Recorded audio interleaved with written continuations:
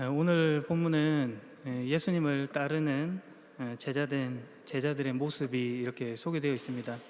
우리가 성경 봉독을 통해서 읽은 바와 같이 그들은 처음에 다른 사람의 제자된 그런 자들이었습니다. 그러나 이제 예수님의 부르심에 응답하여 그들이 예수님과 동행하는 자로 세워진 것입니다. 35절에 보면 그 다음날 요한은 제자 두 사람과 함께 다시 그 자리에 서 있었습니다. 여기서 요한과 함께하고 있는 제자 두 사람이 예수님의 제자로 전환되는 것입니다. 본문의 내용으로 보면 한 사람은 베드로의 형제인 안드레이고 다른 한 사람은 성경에 나타나 있지는 않지만 전통적으로는 사도 요한으로 보여집니다. 이렇게 기록한 것은 세례 요한과 안드레 그리고 사도 요한이 지금 서 있었다 이렇게 말해지고 있는데, 그것은 세례 요한에게 있어서 제자가 단지 이 두 명뿐이었다 이것을 전해주려고 하는 것이 아니라 앞으로 일어날 사건, 그러니까 예수님의 제자됨이 이 안드레와 사도 요한과 관련이 있다, 그들을 대상으로 한다 하는 차원에서 지금 이 둘을 소개하고 있는 것입니다. 예수님이 지나가는 자리에 그들이 서 있었습니다. 그때 세례 요한이 말합니다. 보아라, 하나님의 어린 양이시다. 이것은 본문의 바로 앞선 29절에서 요한이 자기에게 나오시는 예수님을 보고 한 말과 동일한 것입니다. 보십시오, 세상 죄를 지고 가시는 하나님의 어린 양이십니다. 우리 자주 암송하는 요한복음 3장 16절 말씀 다 아시죠?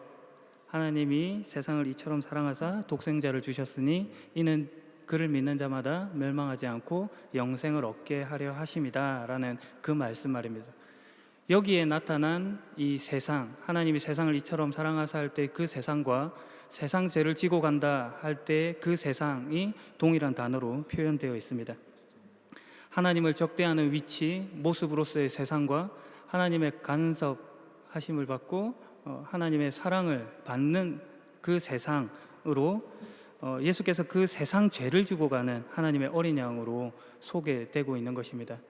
마치 출애굽기에 등장하는 유월절 사건에서의 어린 양과 같이 사망과 생명을 구분짓는 기준으로서 예수 그리스도가 지금 제시되고 있는 것입니다. 그런데 여기서 확인하고 넘어가야 할 바가 있습니다. 그것은 세상 죄를 지고 간다 할 때 지고 간다라고 하는 그 말과 관련이 있습니다. 우리가 쉽게 생각하기에 무엇을 진다라고 하면 짐을 든다든지 아니면 들쳐 맨다든지 하는 그런 이미지를 떠올리기 마련인데, 본문의 단어에는 조금 더 깊은 뜻이 있습니다. 그것은 물론 그 단어 속에 짐을 든다 맨다 하는 그런 뜻이 없는 것은 아니지만 성경이 다른 특별한 뜻을 전해주고 있는 부분이 있습니다. 그 뜻이 없앤다, 제거한다 이런 뜻도 있는 말인 것입니다. 요한복음 19장 15절에 보면 빌라도가 예수님을 놓아주려고 하나 유대인들이 빌라도를 향해 소리치면서 말하는 장면이 있습니다. 그들이 소리 지르되 없이 하소서, 없이 하소서, 그를 십자가에 못 박으소서. 여기서 없이 하소서라고 하는 말이 바로 성경에서 말하고 있는 진다라고 하는 단어입니다. 헬라어로는 아이로라고 하는 단어인데요. 그러니 세상 죄를 지고 가는 하나님의 어린 양이라고 할 때 이 아이로를 적용해 보면 예수 그리스도는 세상 죄를 없이 하시는 어린 양으로 소개가 되고 있는 것입니다. 그러나 사람들이 이 아이로 없애버려야 할 것을 그들의 죄 문제라고 하는 것을 생각하지 않고 예수 그리스도를 없애버리라 라고 한 것에서 우리가 깊은 묵상을 해보아야 할 지점이라고도 하겠습니다. 세례 요한이 예수님에 대한 이 사실을 선포했습니다. 보십시오, 세상 죄를 지고 가시는 하나님의 어린 양이십니다. 보아라, 하나님의 어린 양이시다. 그러자 요한의 말을 들은 두 제자가 예수님을 따라갔습니다. 인지상정이라고 사람이라면 누구나 보편적으로 가지는 그런 마음들이 있는데 자신과 동고동락했던 그런 제자들이 다른 사람을 쫓아간다고 할 때 그 마음에 서운함이 가득할 것이 분명하나 오늘 본문의 이 세례 요한은 그렇지 않았습니다. 요한복음 3장 30절에 보면 세례 요한이 하는 말이 그는 흥하고 나는 쇠하는, 그러니까 예수 그리스도는 더욱 위대해지고 자기는, 세례 요한 자신은 사람들로부터 그 관심이 점점 멀어져야 됨을 알았던 것입니다. 그래서 그는 오히려 제자들을 향해 보라 세상 죄를 지고 가는 하나님의 어린 양이시다 라는 말을 꺼냄으로써 그 제자들이 진정으로 따라야 할 분이 예수 그리스도임을 지시해 주고 있는 것입니다. 그래서 세례 요한의 제자들인 안드레와 사도 요한 역시도 예수님을 따른 것입니다. 어떤 사람들은 그들이 스승에 대한 신의를 저버린 것이 아니냐라고 매도하기도 하지만, 오히려 그것은 지금까지 스승이 말해왔던 가르침에 바른 순종과 올바른 판단으로 예수 그리스도를 따름으로 그들이 스승의 뜻에 충실했음을 보여주는 것이라고도 하겠습니다. 그래서 그들이 예수님을 따라갔습니다. 따르는 그들을 향해 예수님께서 몸을 돌리시고 말씀을 하십니다. 원하는 것이 무엇이냐? 그들을 보신 예수님께서 그들이 가진 궁극적인 목적, 그 관심에 대해서 물으십니다. 이를 통해 머릿속에 떠오르는 그 생각들이 자신이 따르려고 하는 그분 예수 그리스도의 뜻과 일치하는가, 마땅한가 하는, 또 예수님께서 바라시는 것인가 하는 것을 생각하게 하는, 되짚어보게 하는 그런 질문이라고 하겠습니다.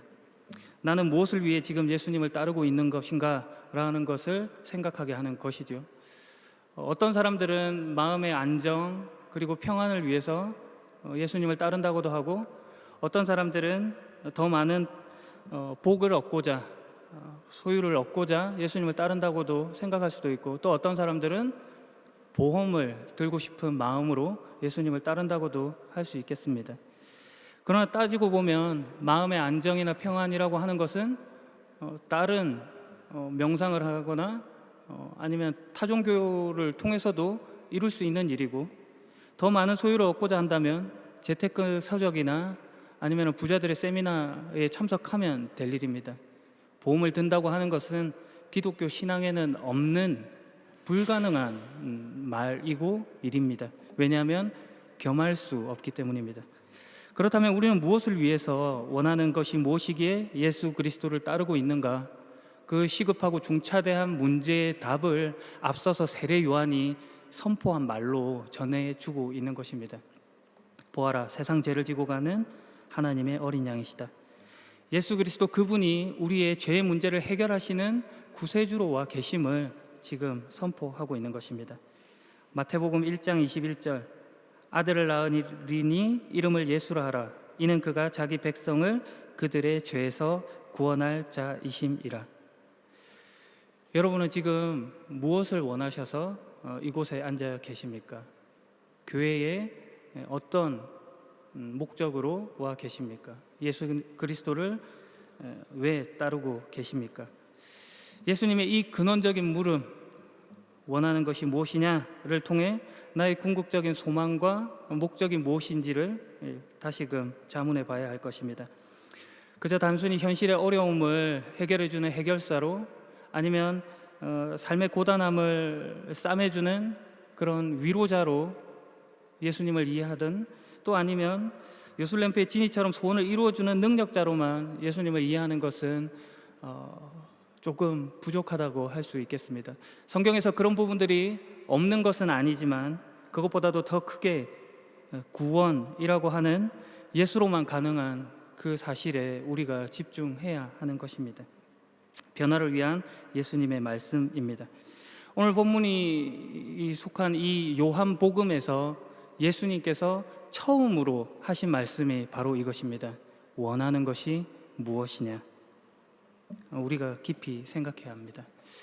이에 제자들이 이 안드레와 사도 요한이 답을 했습니다. 랍비님, 사시는 곳이 어디입니까? 랍비라는 말은 선생이라고 그 뜻을 또 성경이 밝혀주고 있습니다. 히브리어 용어에 익숙하지 않은 이방인 독자들을 위해서 이 기록자가 해설을 덧붙여 둔 것입니다. 이 랍비라는 말은 사실은 율법 교사를 가리키는 말입니다. 나의 선생, 나의 주라는 의미를 가지고 있는데요. 랍비 학교를 이렇게 수료한 그런 율법 교사들을 가리키는 그런 호칭이었습니다. 그러나 신약 성경에서 몇몇 예외되는 부분들을 제하고는 대부분 예수 그리스도를 지칭할 때 이 랍비라는 말을 쓰고 있습니다. 안드레와 요한이 예수님을 랍비라고 부르면서 예수라는 그분이 우리의 존경을 받아 마땅한 분일 뿐만 아니라 그것을 넘어서서 자신들의 입장을 또 대변하는 그런 말이 되기도 하는 것입니다. 당신으로부터 어떤 가르침, 지식을 얻고 싶다 하는 학생된 그런 본분을 지금 랍비님이라는 말 속에 담아내고 있는 것입니다. 그래서 랍비님, 사시는 곳이 어디입니까? 라고 대답합니다. 예수님의 질문이 뭐였죠? 원하는 것이 무엇이냐? 거기에 지금 그들이 이런 대답을 한 것입니다. 부자 되게 해주세요. 건강하게 해주세요. 최고가 되게 해주세요. 그런 답이 아니라 예수님께서 사시는 곳은 어디입니까? 라고 물은 것입니다. 이것은 그들이 예수님과 보다 친밀한 사귐을 원한다는 것입니다. 그저 일반 대중들이 예수님께 잠시 나왔다가 그 말씀을 듣고 다시금 돌아갔던 것과는 다르게 지금 그들이 예수님과 함께 동고동락하여 지속적인 관계 맺음을 해가고 싶다 하는 것을 그들이 말한 것입니다. 거기에 예수님께서 응답하시죠. 와서 보아라. 이것은 탈무드에서도 자주 발견되는 말이기도 하고, 그리고 유대의 랍비들이 교훈을 할 때 자주 썼던 말이기도 합니다. 그러니까 권위자가 그 제자들을 부를 때 표현하던 그런 방식으로 와서 보아라 라고 하는 말이 사용되었습니다. 그러나 거기에 예수님께서 큰 뜻을 담아내시는 것입니다.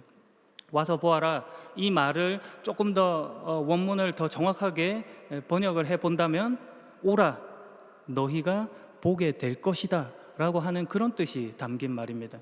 그러니까 와서 보아라 라고 하는 말씀이 단순한 어떤 명령 이런 것들을 하는 것이 아니라 지금 말하는 이의 어떤 확신, 그런 강력한 의지 이런 것들을 담아내고 있는 그런 표현이 되는 것입니다.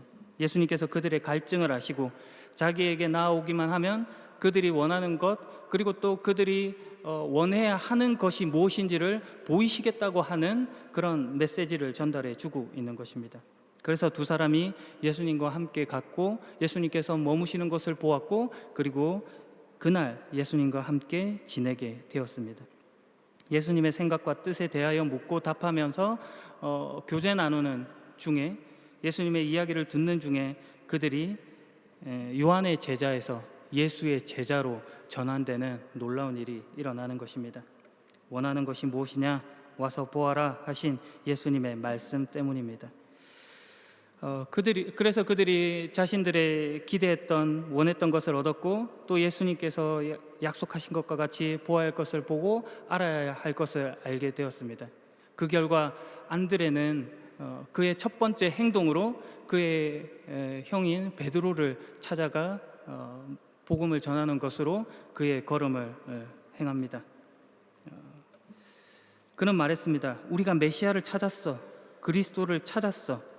구약 성경에서 약속하고 지시했던 그 메시아 그리스도를, 예수 그리스도 그분을 통해서 확인을 하고, 그리고 만났고, 그리고 전파하고 있는 것입니다.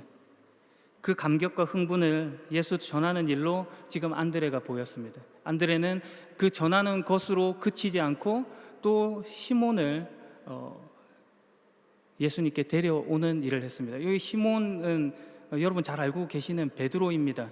예수님 이 성경에도 나와 있지만 예수님께서 그를 게바라고 부르는데, 게바는 게파 아람어이고요. 헬라어로 하면은 페트라, 페트로스 해서 이걸 직역하니까 페트라 해서 페트로, 베드로 이렇게 한국어 성경에 쓰여 있는 겁니다.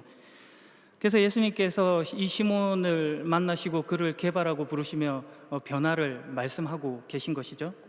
게바를 통해 놀라운 일을 이루시는 것입니다. 마태복음 16장 18절에 보면 너는 베드로라, 내가 이 반석 위에 내 교회를 세우겠다 라고 말씀하십니다.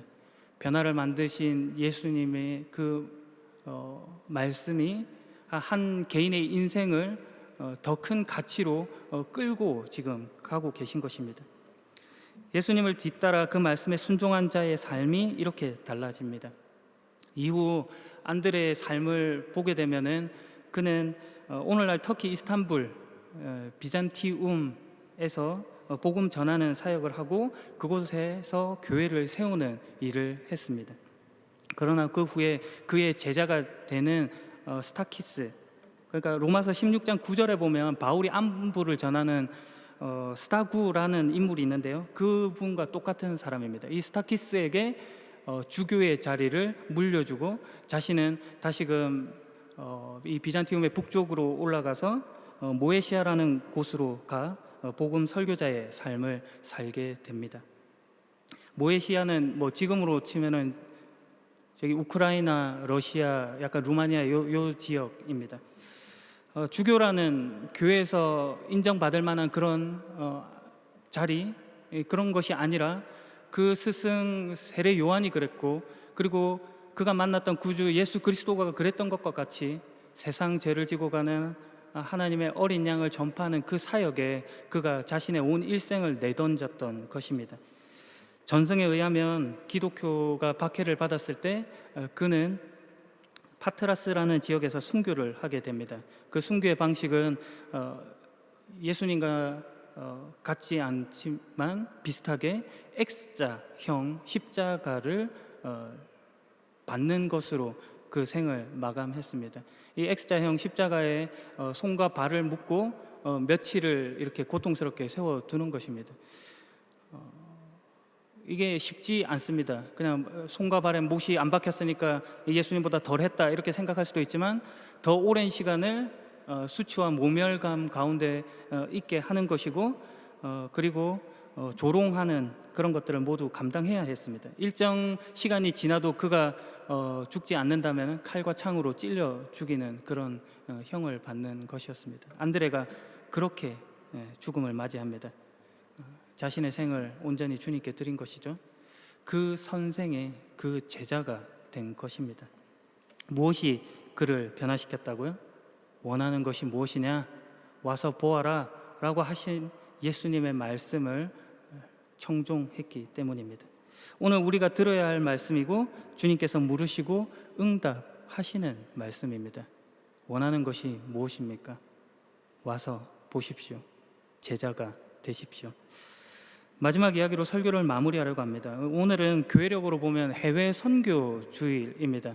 오늘 본문에 안드레가 그의 형제인 베드로를 인도하였던 것과 같이 전도를 말하는 것입니다. 고린도전서 1장 21절은 말합니다. 하나님의 지혜에 있어서 이 세상이 자기 지혜로 하나님을 알지 못하므로 하나님께서 전도에 미련한 것으로 믿는 자들을 구원하시기를 기뻐하셨다. 전도에 미련한 것, 어리석어 보이는 것으로 하나님께서 구원을 선포하고 있는 것입니다. 세상이 자기 지혜를 통해서는 하나님을 알지 못합니다. 이 말은 하나님의 지혜가 너희가 알 수 없는 그런 영역이다라는 것을 말해 주는 것입니다. 그러니 하나님의 지혜로 보기에 세상이 알지 못함으로 전도에 미련한 방식을 쓰는 것입니다. 그러므로 전도는 하나님이 시작하신 일입니다. 내가 받은 구원과 신앙의 내용이 어느 것 하나 나로부터 만들어진 것이 없는 것입니다. 오늘 예수님께서 안드레와 사도 요한에게 와서 보아라 라고 하시는 말씀이 그런 동일한 맥락입니다.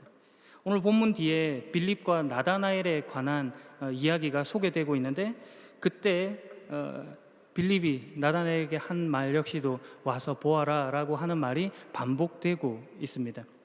자기가 먼저 본 것이 자기가 만들어낸 것이 아님을 지금 이야기해 주고 있는 것입니다. 내가 믿는 것을 나로부터 만들어낸 결과가 아니라 다른 이로부터 원인이 되고 결과되어졌다라고 하는 것을 이야기하는 것이죠. 보내신 분의 보내신 것을 받아서 그 내용을 가지는 것입니다. 이것이 미련해 보이는 전도의 방식입니다. 보십시오. 세상 죄를 지고 가는 하나님의 어린 양이십니다. 보아라, 하나님의 어린 양이시다. 보아라, 와서 보아라. 마치 출애굽 과정에서 앞에는 홍해가 가로막고 있고 뒤에는 이집트 군대가 쫓아올 때 모세가 백성들을 향해서 외쳤던 그 소리와 같은 느낌을 받습니다.